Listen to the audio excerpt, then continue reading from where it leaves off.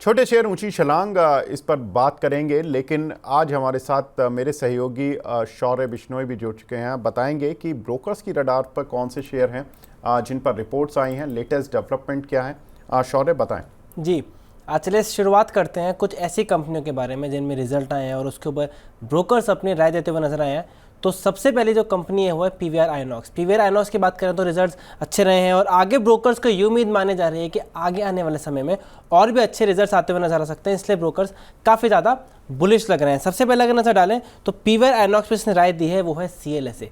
CLSA का मानना है कि अभी आउट परफॉर्म करता हुआ नजर आ सकता है। उन्होंने टारगेट दिया है 2450 का। उसका सीएलएसए का ये भी मानना है कि जो Q2 के रेवेन्यू आए थे और एबिडा के नंबर्स थे वो एस्टीमेट से भी ज़्यादा निकल कर आए थे। उसके साथ अगर आगे की बात करें तो उन्होंने FY25 से 27 के लिए रेवेन्यू और एबिडा के एस्टीमेट को 4 से 9% का रखा है, लेकिन फोकास रखा है उन्होंने आगे CAGR का 12 से 17% का।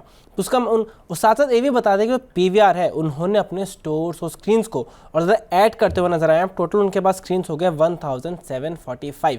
उसके अलावा जो एक और कंपनी है जिन्होंने पीवीआर पर राय दी है वो एमके का भी काफ़ी मतलब पॉजिटिव आउटलुक माना जा रहा है। एमके का नजर डालें तो आपको नजर आएगा उन्होंने बाय रेटिंग दी है 1850 का टारगेट दिया है। और एमके का ये मानना है कि आगे आने वाले समय में पीवीआर में अच्छी तेज़ी देखने को मिल सकती है, क्योंकि देखिए उनका मानना है नई नई मूवीज़ आ रही हैं, मूवीज़ के साथ साथ जो है अब जो है खर्चा जो है और एंड स्पेंडिंग पे, साथ में अगर बात करें फूड एंड बेवरेजेस पे, वो पर पर्सन स्पेंड भी बढ़ता जा रहा है। तो उन सारे कारणों से एमके को लग रहा है कि अच्छी कंपनी है। साथ ही साथ एमके का मानना है कि कॉस्ट फ्रंट पे भी मैनेजमेंट काफ़ी कदम ले रहा है जिससे प्रॉफिटेबिलिटी इंप्रूव होती हुई नजर आए।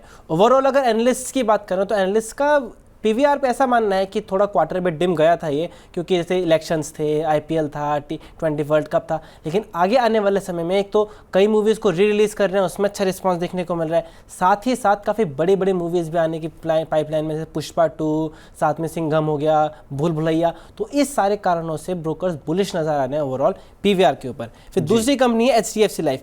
HDFC लाइफ की अगर बात करें तो HDFC लाइफ के हाल ही में रिजल्ट आए थे और रिजल्ट के बाद बात करें तो ब्रोकर्स काफ़ी ज़्यादा अच्छे और पॉजिटिव नजर आ रहे हैं।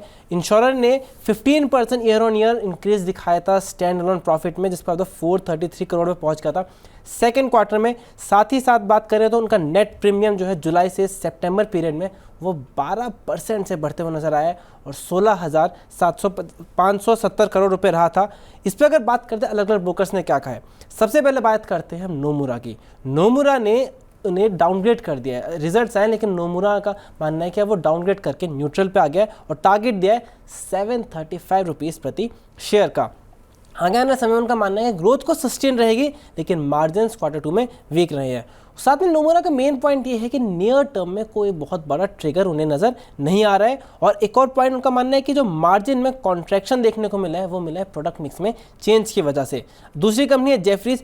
जेफरीज शेयर के ऊपर बुलिश नजर आ रही है, उन्होंने बाय कॉल दिया है और टारगेट दिया है 850 रुपये का। उनका मानना है जो VNB है, मतलब न्यू बिजनेसेस है, उसमें अच्छे खासे रिजल्ट निकल के आए, वो इनलाइन रहे एस्टिमेट्स के।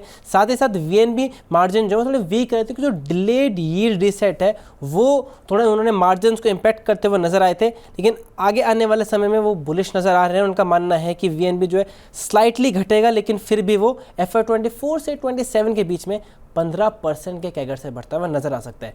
फिर अगली कंपनी है BSE। BSE की हमने देखा था कि हाल ही के समय में काफ़ी अच्छा रनअप देखने को मिला था, तेजी आई थी। लेकिन आज जेफरीज ने BSE के ऊपर एक नेगेटिव कॉल दी है, जिसके बाद हमने शेयर में भी एक डाउन देखने को मिला है। और जेफरीज ने जो टारगेट दिया है उनका मानना है कि रिस्क रिवॉर्ड BSE के लिए फेवरेबल नहीं है। अब जेफरीज ने कहा है कि अंडर परफॉर्म की रेटिंग है और 30,500 का टारगेट दिया है। हालांकि टारगेट को रिवाइज करा है जेफरीज ने पहले से, लेकिन जेफरीज का पूरा पॉइंट ऑफ व्यू उस पॉइंट पे है कि अभी हाल ही में जब सेबी ने नए फ्रेमवर्क गाइडलाइन करे थे FNO के बाद, तो ऐसा माना जा रहा था कि BSE का मार्केट शेयर काफ़ी बढ़ता हुआ नजर आएगा। लेकिन जेफरीज का जो पूरी थीसिस है वो इस बात पे है कि वो ओवर ऑप्टिमिस्टिक है जितना मार्केट शेयर में गेन की बात हो रही है BSE में। उनको माना जा रहा है, करंट वैल्यूएशन के हिसाब से माना जा रहा है कि 40 टाइम्स जो है अर्निंग्स पे चल रहा है फाइनेंशियल ईयर 26 के अर्निंग्स के हिसाब से भी। उसका मतलब ये माना जा रहा है जो अभी मार्केट शेयर है 13% का, वो आने वाले समय में 30 से 35 क्वार्टर हो जाएगा और वीकली कॉन्ट्रैक्ट्स में 40 से 50% का मार्केट शेयर हो सकता है। तो ये मार्केट शेयर में इतना ज़्यादा गेन ही जेफरीज को लग रहा है कि शायद इतनी जल्दी ना हो पाए, जिस वजह से जेफरीज का मानना है कि वैल्यूएशंस ओवर स्ट्रेस्ड है और मार्केट जितना एक्सपेक्ट कर रहा है उतना ज़्यादा पॉजिटिविटी देखने को नहीं मिलेगी। बिल्कुल। तो शौर्य ने काफ़ी सारे शेयर्स पर जो भी राय बताई है बड़े ब्रोकरेज हाउसेस की, उसको एक बार नज़र डाल लेते हैं। PVR आइनॉक्स यहाँ पर CLSA 2450 और MK का 1850 का टारगेट है। हालांकि आज काउंटर करीब 2.5% नीचे है, लेकिन यहाँ पर दोनों की ही आउट परफॉर्म रेटिंग देखने के लिए मिल रही है। SDFC लाइफ कल नतीजों के बाद थोड़ा सा पिटा था काउंटर, लेकिन नोमुरा की राय है न्यूट्रल रहने की 735, और वहीं इसी काउंटर पर जेफरीज की राय बाई करने की ही है 850 रुपये के टारगेट के लिए। BSC पर यहाँ पर अंडर परफॉर्म रेटिंग जेफरीज ने दिया है क्योंकि काउंटर काफ़ी चल चुका है और कुछ रीजंस शौर्य ने बताए भी, और 3500 रुपये के टारगेट्स के लिए अब इस काउंटर को देखा जा सकता है। लेकिन शौर्य, आप बता रहे थे PVR आइनॉक्स पर जी कि काफ़ी कुछ मूवीज़ आने वाली हैं। आप मूवीज़ देखते हैं? जी बिल्कुल देखते हैं।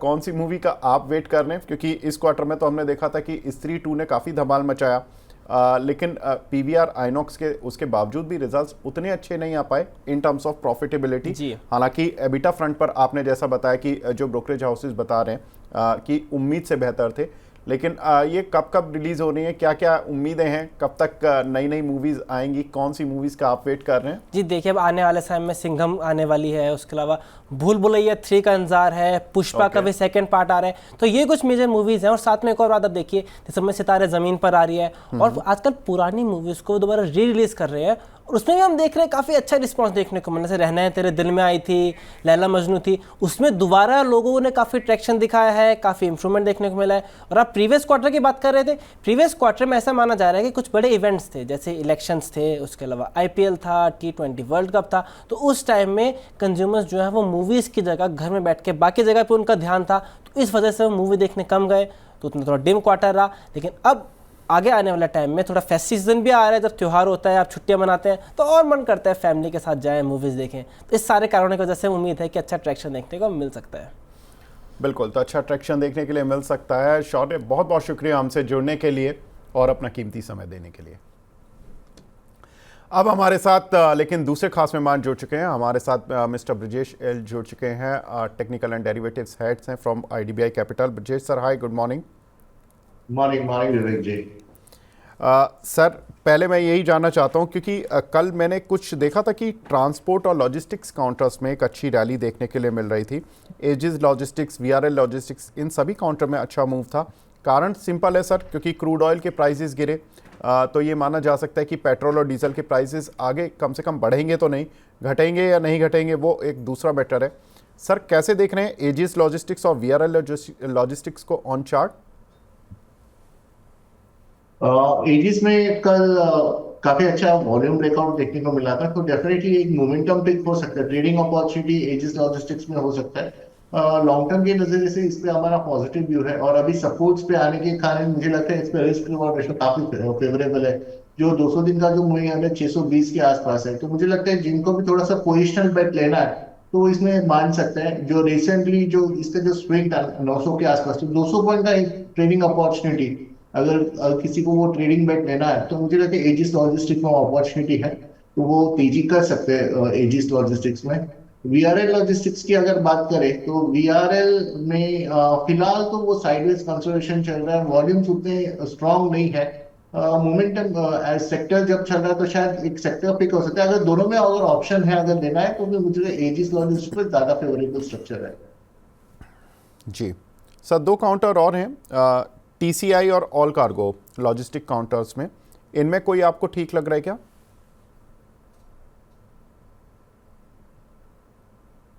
ओके, सो TCI करीब करीब 1040 के आसपास ट्रेड कर रहा है। सो TCI में मुझे नहीं, आई थिंक ये भी इसमें वॉल्यूम्स काफी मिसिंग है। सो ये फिलहाल डाउन ट्रेंड में है, न्यूज के चलते थोड़ा पुल बैक देखने को मिला है, बट देन 1060 1070 का इसका रेजिस्टेंस है। अगर ये 1060 70 का लेवल क्लियरली ब्रेक करता है और अच्छे वॉल्यूम्स के साथ चलता है, तो इसमें कुछ अपॉर्चुनिटी हो सकता है। अगर TCI में किसी के भी पोजिशंस है तो थोड़े बाउंस में 1070 के आसपास अगर वो पोजीशन एग्जिट कर सकते हैं या फिर वो शिफ्ट कर सकते हैं, तो मेरी ये सलाह रहेगी कि वो शिफ्ट कर लेना चाहिए। अल कार्गो की अगर बात करें तो 60 रुपए के आसपास है। नहीं, उसमें नहीं, यहाँ पे कुछ स्ट्रक्चर तो बिल्कुल भी नहीं है, वॉल्यूम्स मिसिंग है, लो की तरफ ट्रेड कर रहे हैं। 58 का जो लो है इसका रिसेंट स्विंग लो है, तो मुझे नहीं लग रहा इसमें तेजी। आई थिंक हमने जितने भी डिस्कस किया है अभी, उसमें एजिस ही कंफर्टेबल पोजीशन पे है, और पोजीशन फंडामेंटली भी मुझे लगता है उसमें वो वैसी स्ट्रेंथ है वो काउंटर में। बिल्कुल। कुछ एक दर्शकों के सवाल भी लेते हुए चलते हैं, क्योंकि काफ़ी सारे दर्शक काफ़ी देर से वेट कर रहे हैं। एक दर्शक हैं प्रीत राय जी, ये लुधियाना से हैं। Sir, AU small finance bank के इनके पास 200 शेयर हैं, 690 रुपये के रेट के, 2 से 3 महीने ही होल्ड कर सकते हैं। 23 तारीख को सर इसके नतीजे भी आ रहे हैं, नतीजों से ठीक उम्मीदें हैं। हम नतीजों में बैंकिंग काउंटर्स को ऑलरेडी देख चुके हैं, जिसमें प्राइवेट बैंकिंग में इसके नतीजे ठीक रहेंगे। लेकिन प्रॉब्लम ये है कि इसको बैंकिंग लाइसेंस मिलना था, अभी तक कुछ अपडेट आया नहीं है कंपनी की तरफ से। और हम देख रहे हैं कि काउंटर पर कुछ रिएक्शन मिला है ऑन द नेगेटिव साइड। 730-35 चल रहा था, ये काउंटर 690 की रेंज पर आ गया। क्या करें सर? बीच में हालांकि इसमें एक थोड़ा तेजी का सेंटिमेंट था, थोड़ा सा बाइंग देखने को मिला था, बट अभी जो रेली जो प्रॉफिट बुकिंग के चलते मुझे लगता है ये स्टॉक अभी फिर से सपोर्ट को अप्रोच कर रहा है।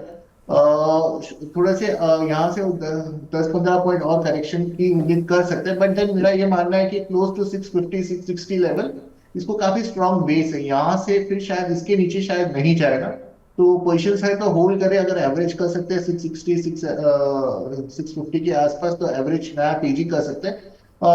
थोड़े से लॉन्ग टर्म के नजरिए से अगर इसको देखते हैं तो मुझे लगता है 750-760 का उछाल हमको इसमें देखने को मिल सकता है। व्यू पॉजिटिव रहेगा और करेक्शंस पे बाइंग करने की सलाह रहेगी। जी, एक दर्शक हैं सर जेके टायर पर पूछ रहे हैं आपका व्यू।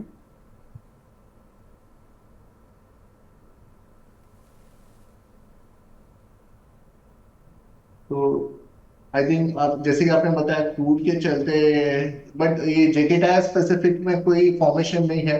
200 दिन और 50 दिन के दोनों ही मूविंग एवरेज जो हम डायरेक्शनली यूज करते हैं दोनों ही तोड़ के बैठा है। तो थोड़ा सा बायस कॉशियसली है, क्योंकि हो सकता है कि अगर ये सेक्टर नहीं चले तो ये एक अंडर परफॉर्मर हो सकता है और ये 360 के आसपास आ सकता है। तो view slightly cautious to negative है। पोजीशन में अगर आपको पोजीशन है, अगर आपके इन द मनी या कॉस्ट के 10-20 आगे पीछे है, तो एक पोजीशन एग्जिट करना ज्यादा फेवरेबल होगा। बाइंग की सलाह नहीं है इसमें। जी, एक हमारे दर्शक हैं नागरह जी, ये टाटा पावर पर पूछ रहे हैं कि 441 का टारगेट दिया है मोतीलाल ओसवाल की, पता नहीं रिपोर्ट ने, प्लीज़ एडवाइज होल्ड और सेल, बाय एट 470। इन्होंने 470 का लिया हुआ है, कोई रिपोर्ट आई होगी जिसमें कि उन्होंने टारगेट 441 का दिया है। सर क्या करें? पावर स्टॉक्स में टाटा पावर और एनटीपीसी, ये दो स्टॉक्स है जो मुझे काफी अच्छे लग रहे हैं। कुछ हद तक टोरेंट पावर भी है जहाँ पे इसका स्ट्रक्चर काफी पॉजिटिव है। टाटा पावर थोड़ा सा साइडवेज से करेक्शन कर रहा है, जो 450 440 का जो लेवल है वो काफी स्ट्रॉन्ग बेस है इसमें। सो मुझे लग रहा है कि हो सकता है 19-20 यहाँ के आसपास आए, पोजिशन होल्ड करे। आने वाले दिनों में 550 plus positional point of view से हमें देखने को मिल सकता है, तो डेफिनेटली होल्ड रहेगा पोजिशन। बिल्कुल।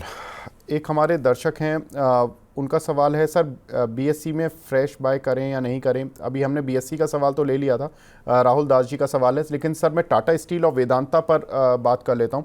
टाटा स्टील और वेदांता, इनको एक्युमुलेट करें क्या इन लेवल्स पर?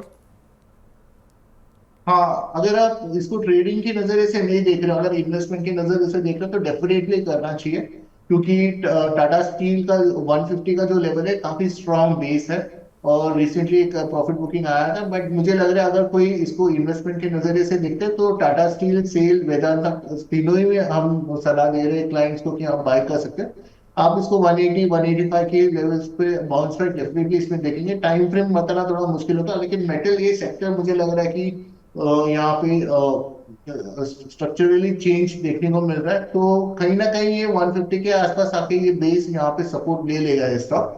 और मुझे लगता है इसमें पोजीशन डेफिनेटली बनाना चाहिए।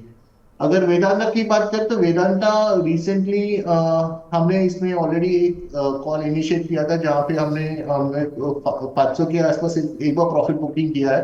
460 का लेवल हम वेट कर रहे हैं। सो हमारा मानना है कि जब भी ये 460 के आसपास आएगा तो इसमें हम फिर से रीएंटर कर सकते हैं। और जो रिसेंटली जो हमने इसमें जो तेजी देखा था 523 के आसपास, वो लेवल फिर से ऊपरी तरफ में ब्रेक कर सकता है। तो व्यू काफी पॉजिटिव है, 460 के आसपास इसमें नया तेजी करे और 550 तक का टारगेट के लिए आप इसमें लॉन्ग पोजिशन बना सकते हैं। जी, कुछ और दर्शक सर जो सवाल पूछ रहे हैं, एक हैं अमित जी हैं हरियाणा से, इनके पास आईएफसीआई के कुछ शेयर हैं सर, 80 रुपये के भाव के, पूछ रहे हैं कि होल्ड करें या लॉस में बेच दें।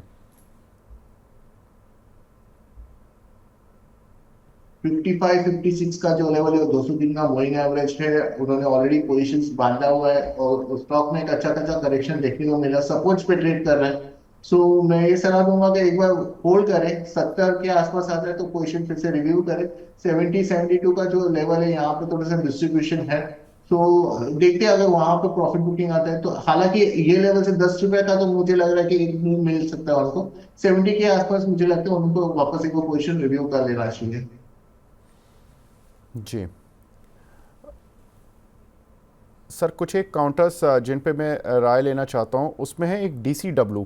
इस काउंटर पर एक अच्छा मूव देखने के लिए मिला है कल के सत्र में, 5% का मूव था इस काउंटर पर और 100 रुपये के पार आ गया ये धीरे धीरे काउंटर सर। क्या करना चाहिए इस काउंटर पर? तो एक्चुअली काफी अच्छा मूव फ्रॉम जुलाई के से स्टार्ट हुआ, जो हालांकि स्टॉक डबल हो चुका है। 50-55 के आसपास ये रेंज में काफी कंसोलिडेट कर रहा था, अभी 100-110 के आसपास है। तो मेरा वैसे तो इसको वॉच करना पड़ेगा, बट देन अगर किसी का पैसे बन रहे हैं तो 50% तो प्रॉफिट बुक कर ले और बाकी के पोजीशन होल्ड करना चाहिए। जी, PPL फार्मा पर सर आपका व्यू? ये काउंटर भी काफ़ी अच्छा चला है लास्ट क्वार्टर से, 160 के आसपास चल रहा था, ये 230 की रेंज पर पहुंच गया। क्या करें सर? एक्चुअली पीपीएल फार्मा पे फ्रेश बाइंग की सलाह है, क्योंकि मुझे लगता है कि पीपीएल फार्मा और काफी यहाँ से लॉन्ग टर्म के नजरिए से तो हमें इसमें डबल हो सकता है, ऐसा हमारा मानना है। और रिसेंटली एक ट्रेडिंग अपॉर्चुनिटी भी पीपीएल फार्मा में देखने को मिला। इमीडिएट अगर आप देखोगे तो मुझे लग रहा है कि पीपीएल में 250-260 तक का एक ट्रेडिंग अपॉर्चुनिटी है। एंड इसके अगर लॉन्ग टर्म में तो हम पॉजिटिव है ही, अगर शॉर्ट टर्म में भी अगर किसी को ट्रेड करना है तो 250-260 के लिए ये करेंट प्राइस में स्टॉप लॉस काफी छोटा है, 10 रुपए का रिस्क है। ये 10 रुपीज का रिस्क के साथ अगर किसी का लॉन्ग करना तो immediate trading opportunity PPL pharma में भी है।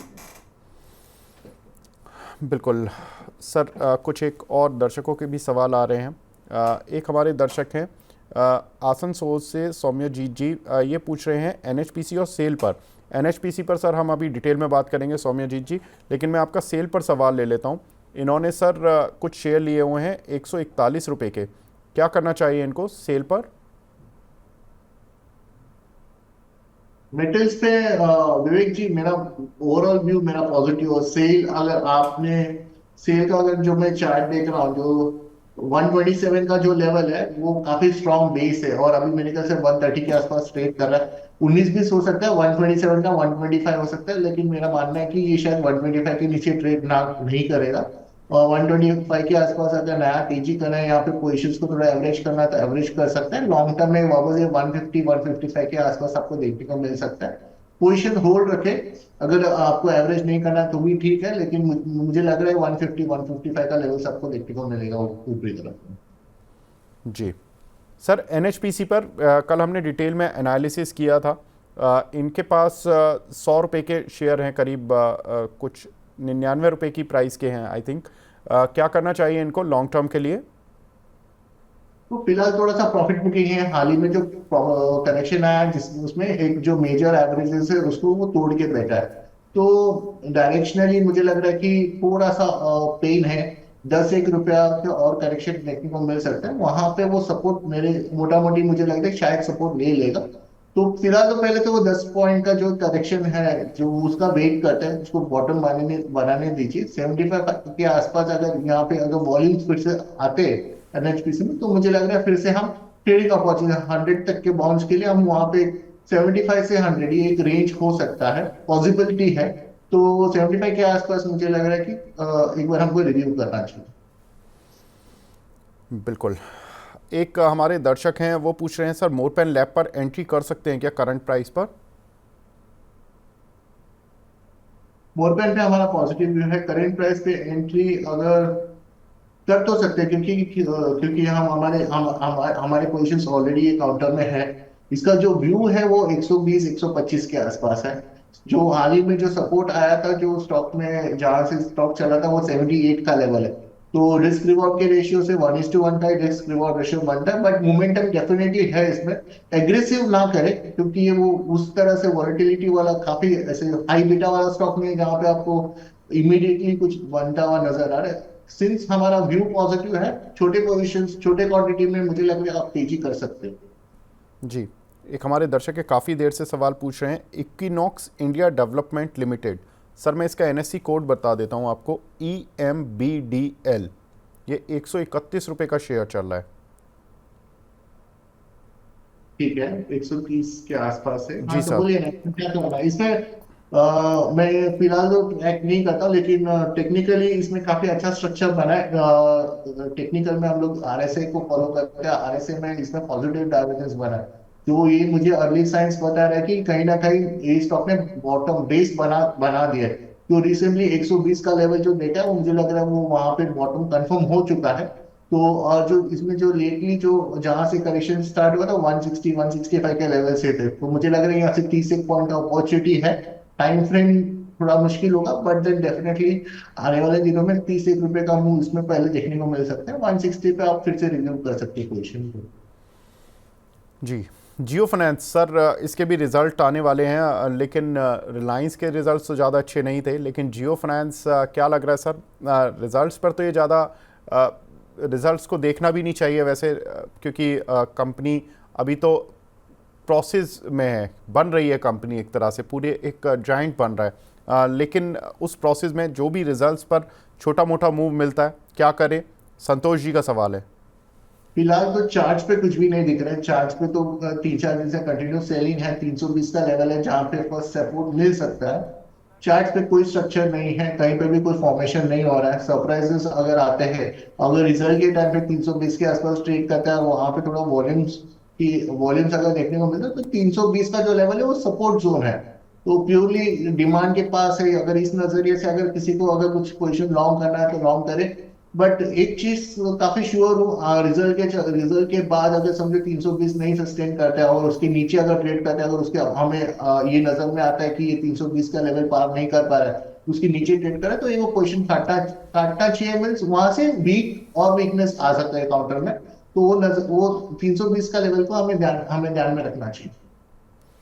जी, SW सोलर सर, इसके रिजल्ट्स भी आए थे इस वीक में ही, और कंपनी के रिजल्ट्स अच्छे देखने के लिए मिले थे। मैं इनकी सेल्स देख रहा था, 760 करोड़ से बढ़कर 1030 करोड़ रुपए रही।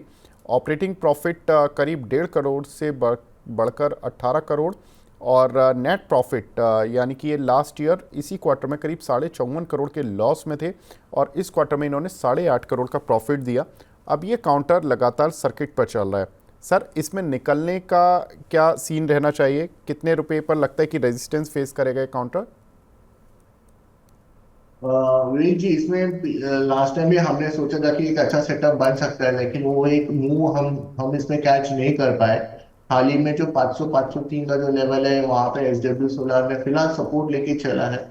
पोजिशंस होल्ड करें। अगर इसमें बाउंस आता भी है तो 700 720 का लेवल है जहाँ पे इसको फिर से रेजिस्टेंस आएगा। जो लास्ट टाइम जहाँ से करेक्शन आया था वो यही लेवल थे। तो पोजीशन फिलहाल होल्ड रखे 700 के आसपास। अगर लगता है कि यहाँ पे फिर से सेलिंग आ रहा है तो पोजीशन से एक बार एग्जिट कर लेना चाहिए वहां पे। जी, अवधेश कुमार जी का सवाल है सर, जोमेटो पर क्या करना चाहिए? पोजीशन है तो होल्ड कर सकते हैं, तो व्यू हमारा पॉजिटिव है उसमें।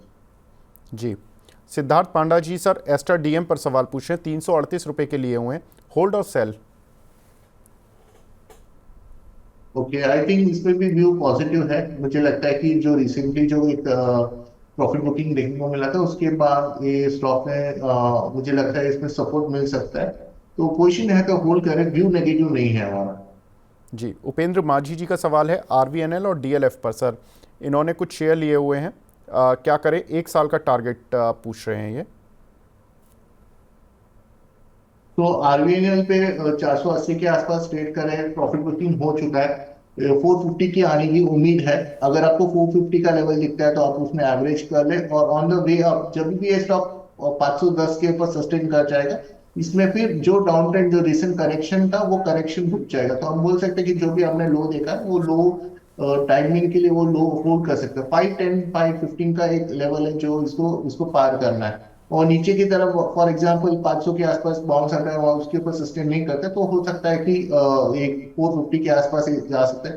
तो एक रेंज जो बन रहा है जो आरबीआई ने ना 450 से 500 के बीच में है, तो 450 पे आप बाय कर सकते हो, 500 पे सेल कर सकते हो।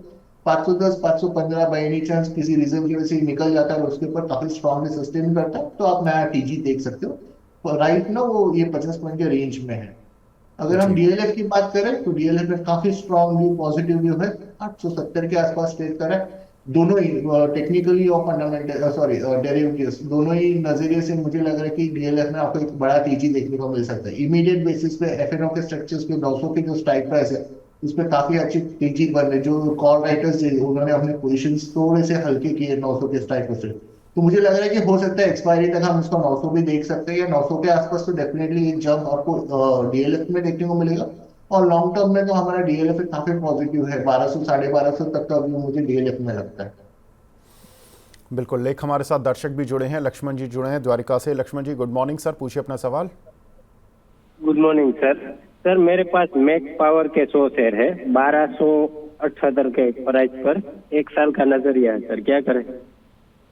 मैक पावर हेलो के मैक पावर है जी।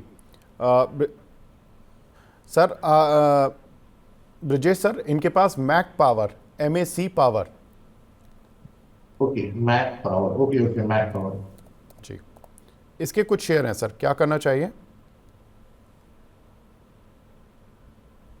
ओके, तो मेरे ख्याल से पोजीशन होल्ड रखे फिलहाल। तो चार्ट पे इतना कोई कन्विक्शन नहीं आ रहा है कि यहाँ से कहाँ जा सकते हैं। सपोर्ट्स पे है 1200 का लेवल पकड़ के चले, 1200 का लेवल 200 दिन का मूविंग एवरेज है।